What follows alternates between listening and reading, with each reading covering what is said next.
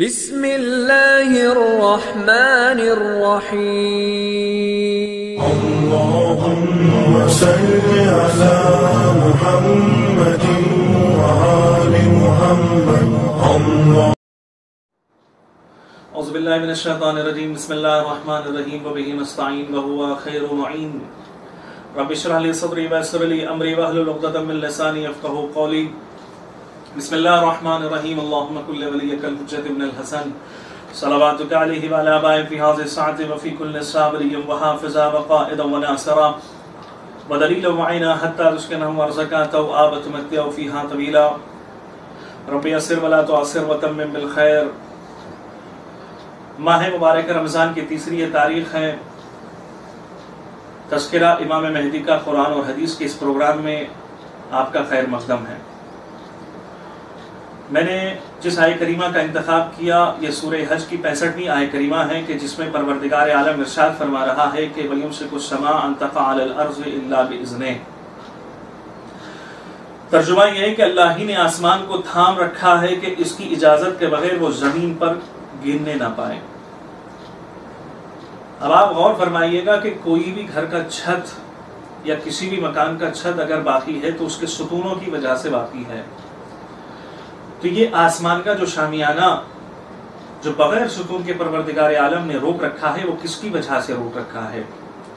پروردگار نے روکا ہے، پروردگار کی اجازت سے وہ رکا ہوا ہے، وہ زمین پر نہیں گر رہا ہے، یہ پروردگار کی اجازت اور قدرت کی بنا پر ہے۔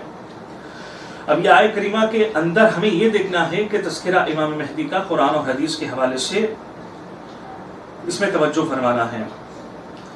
غایت المنام میں صفحہ 692 کی صفحے میں ایک حدیث کا تذکرہ ہے۔ میں آپ کے سامنے اس حدیث کو پیش کرنا چاہتا ہوں کہ اس حدیث میں رسول خدا صلی اللہ علیہ وآلہ وسلم امامت کے فائدے کے بارے میں بتا رہے کہ امامت کا فائدہ کیا ہے اس دنیا میں۔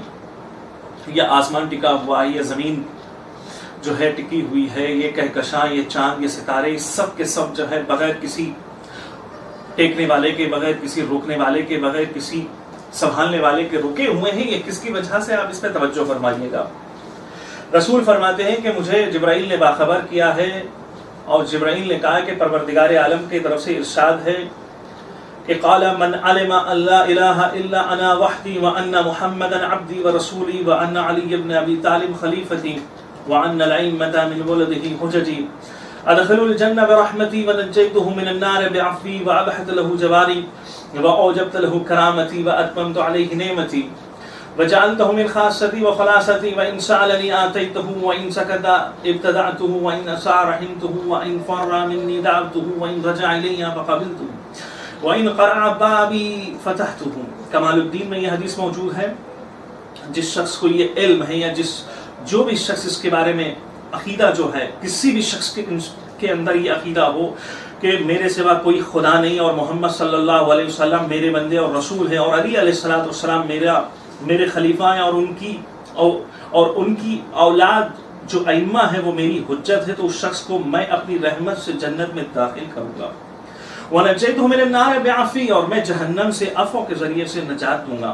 وَأَبْهَتَ لَهُ جَوَارِي، اور میں اپنے نزدیک اسے میں اپنے جوار میں جگہ عطا کروں گا۔ اور جعلتہ من خاصتی و خلاصتی، اور میں اپنے خاص بندوں میں اس کو شمار کروں گا۔ وَإِن سَأَلَنِي آتَيْتُهُ، اگر وہ مجھ سے سوال کرے گا میں عطا کروں گا۔ وَإِن سَكَتَ ابْتَدَعْتُ، اگر وہ خاموش ہو جائے تو میں ابتدا کروں گا۔ وَإِن أَسَاءَ رَحِمْتُهُ، اگر وہ مایوس ہو جائے تو میں اس پر رحمت کروں گا۔ وَإِن فَرَّ مِنِّي دَعْوَتُهُ، اگر وہ مجھ سے دور ہو جائے یا بھاگ جائے تو میں اسے بلاؤں گا۔ وَإِن رَجَعَ إِلَيَّ قَبِلْتُهُ، اگر وہ واپس آ جائے تو میں اسے قبول کروں گا۔ وَإِن قَرَعَ بَابِي فَتَحْتُهُ، اگر میرے دروازے کو کھٹکھٹائے تو میں کھول دوں گا۔ کیا مطلب ہے؟ یہ امامت کے حوالے سے بہترین حدیث ہے کہ یہ حدیث جو خدا کی طرف سے آئی ہے اور جبرائیل کے ذریعے سے جبرائیل نے رسول خدا کو سنایا اور رسول خدا نے یہ اعلان کر دیا کہ اگر کسی کے دل میں پروردگار کے حوالے سے کہ یہ عقیدہ ہو کہ وہ خدا اکیلا ہے اور میں رسول اس کا خلیفہ ہوں اور علی ابن ابی طالب کے حوالے سے امام ہونے کا عقیدہ ہے، تو ایسے موقع پر اتنے فوائد ہیں۔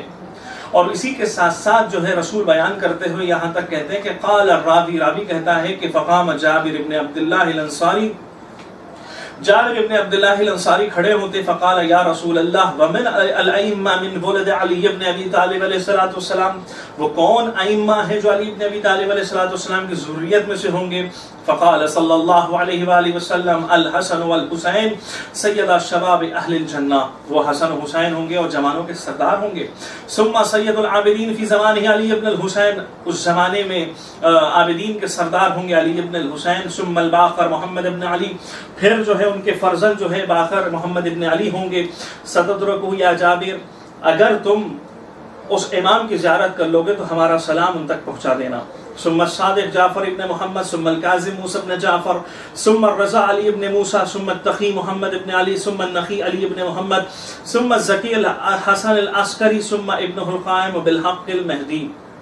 کون کون ہوں گے؟ امام صادق علیہ السلام ہوں گے، ان کے بعد امام کاظم علیہ السلام ہوں گے، اس کے بعد امام رضا علیہ السلام ہوں گے، پھر ان کے فرزند امام تقی علیہ السلام ہوں گے، پھر ان کے فرزند امام نقی علیہ السلام ہوں گے، پھر زکی امام حسن عسکری علیہ السلام ہوں گے، پھر ان کے فرزند قائم آل محمد ہوں گے۔ یہی وہ قائم آل محمد ہوں گے کہ الذی یملأ الارض قسطا وعدلا کما ملأ ظلما وجورا، یہی وہ آخری فرزند ہوگا جو امام مہدی ہوگا، جو زمین کو ظلم و جور سے بھر چکی ہوگی عدل و انصاف سے بھر دے گا۔ ہاؤلائے یا جابر یاد رکھنا، یہ سارے ائمہ خلفائی میرے خلیفہ ہوں گے، اوصیائی میرے وصی ہوں گے، و اولادی میری اولاد میں سے ہوں گے، و اطرتی میری اطرت میں سے ہوں گے، من اطاہم فقط اطانی، جن لوگ جو ان کی اطاعت کرے اس نے میری اطاعت کی، ومن عصاہم فقط عصانی، جو ان کی نافرمانی کرے اس نے میری نافرمانی کی، ومن انکرہم او انکر واحدا منہ فقط انکرنی، اگر کسی نے ان میں سے کسی کا انکار کر دیا یا سب کا انکار کر دیا تو وہ کفر اختیار کیا اور میرا انکار کر دیا۔ بہم یمسک اللہ السماء عن تقال الارض، میں نے جس آیہ کریمہ کی تلاوت کرنے کا شرف حاصل کیا اس کا ترجمہ آپ نے غور کیا ہوگا کہ پروردگار عالم نے آسمان کو زمین پر گرنے سے روک رکھا ہے۔ تو اب یہاں پر رسول اس حدیث میں ارشاد فرماتے ہیں کہ یہی ائمہ، یہی اہل بیت علیہ السلام کی وجہ سے، بہمنی کے ذریعے سے پروردگار عالم نے آسمان کے شامیانہ کو زمین پر گرنے سے روکا ہے۔ وَبِهِمْ يَحْفَظُ اللَّهُ الْأَرْضَ مِنْ تَبِيدَ بِأَهْلِهَا، اور انہی کے ذریعے سے اہل زمین والوں کی حفاظت کر رہا ہے۔ لولا الحجہ، یہ لزاقت الارض باہلہا، اگر حجت خدا زمین پر نہ ہو تو اہل زمین کے ساتھ دھس جائے۔ اس حدیث کو میں نے آپ کے سامنے بارہا بیان کیا ہے۔ یہ حدیث کا حوالہ غایۃ المرام 692 والے صفحے میں یہ حدیث کا تذکرہ موجود ہے۔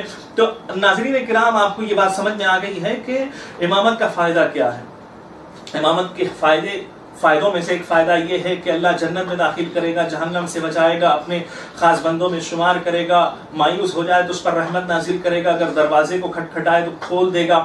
اور یہی وہ ائمہ ہے جن کی وجہ سے، جن کی بدولت ہمیں رزق عطا ہوتی ہے، جن کی وجہ سے ہمیں حیات ملتی ہے، جن کی وجہ سے ہمیں موت آتی، جن کی وجہ سے ہمارے یہاں سے بلائیں دور ہوتی ہے۔ یعنی یہی وہ ائمہ ہیں جن کی وجہ سے پروردگار آسمانوں کو روکا ہے، زمین کو بچھایا ہے، سورج کو روشنی عطا کی ہے، چاند کو چاندنی عطا کی ہے، کہکشاؤں کو عطا کیا ہے، زمینوں کو پیدا کیا ہے، آسمانوں کو پیدا کیا ہے، انہی کی وجہ سے۔ تو ماننا پڑے گا کہ ہماری سب سے بڑی ذمہ داری یہ ہے کہ ہم اہل بیت کی معرفت کو حاصل کریں، امام زمانہ کا تذکرہ مسلسل کرتے رہیں اور اہل بیت کا تذکرہ مسلسل کرتے رہیں، اسی لیے اس وجہ سے کہ ان کے بغیر کوئی گزارا نہیں ہے، ان کے بغیر ہمارا کوئی ٹھکانہ نہیں ہے، ان کے بغیر ہماری کوئی شفاعت نہیں ہے، ان کے بغیر ہمیں کوئی ثواب ملنے والا نہیں ہے، ان کے بغیر نہ ہماری نمازیں قبول ہونے والی ہیں، ان کے بغیر نہ عبادتیں ہماری قبول ہونے والی ہیں۔ اتنا یاد رکھیں کہ ناظرین کرام کی خدمت میں ایک آخری جملہ پیش کر کے اپنی زحمت کو تمام کرنا چاہتا ہوں کہ اگر یہ راضی ہیں، یعنی اہل بیت اگر ہم سے راضی ہے تو خدا بھی ہم سے راضی ہے، اگر اہل بیت ہم سے ناراض ہے تو خدا بھی ہم سے ناراض ہے۔ تو آئیے اس مختصر سے وقت میں مختصر سی گفتگو کو اپنی منزل تک پہنچانے کے بعد ہم آپ سے اجازت چاہتے ہیں اور انشاءاللہ کل کے دن ایک نئے موضوع کے ساتھ پھر حاضر ہوں گے۔ وصلی اللہ علی سیدنا محمد وآلہ الطیبین الطاہرین۔